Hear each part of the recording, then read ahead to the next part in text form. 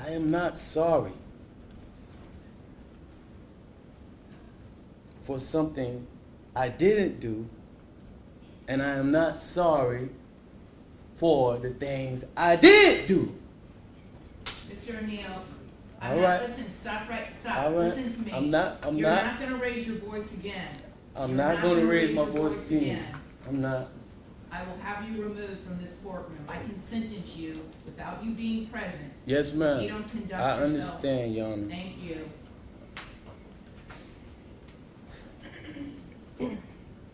But I will say, I'm sorry for your loss. 19 years I've been at this job. I've seen human beings killed at the hands of others in every way imaginable.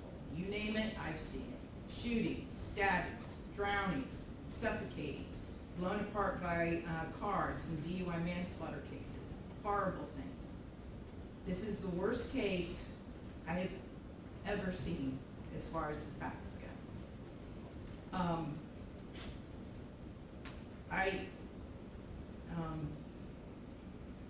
When the person from fire department, when he testified, and when he said that he retrieved the body of Ronivia O'Neill from the home, and all he could do was sob. It took every ounce I had not to start sobbing too.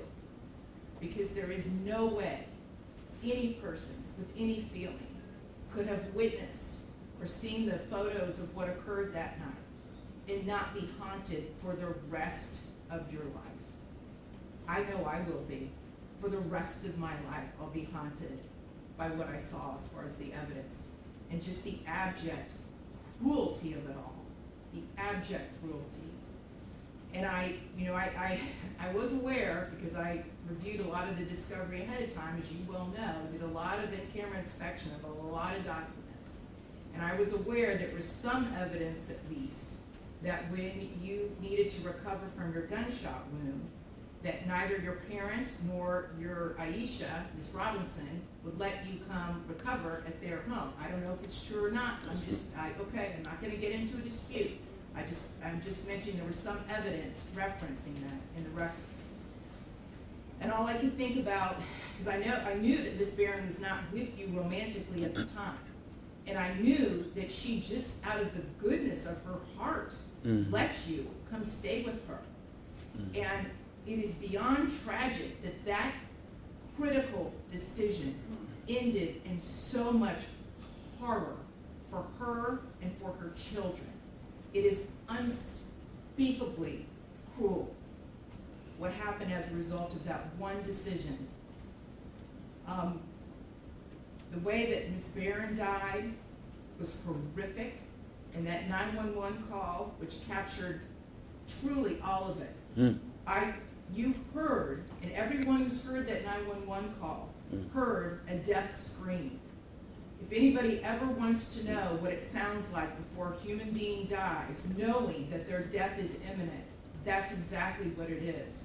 That was a death scream. We're going to see if it's true. But what happened to little Ronivia and to little Ronnie, but I'm going to focus on Ronivia, because she was special. And you could tell Miss Barron had done everything she could to create a beautiful home for her family.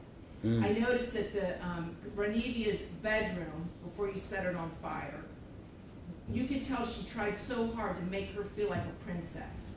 Kenyatta did everything she could.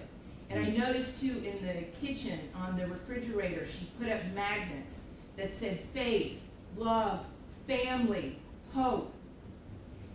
And then you know what else happened to that refrigerator during that night? It got splattered with blood all over it due to what happened.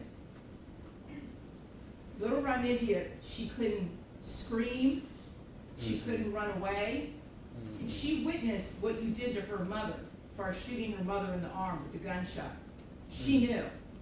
And the horror that that child suffered. And she already had a life where she was born with challenges regarding her physical and her mental disabilities. But the pain and suffering that she suffered that night at your hands unspeakable, absolutely unspeakable.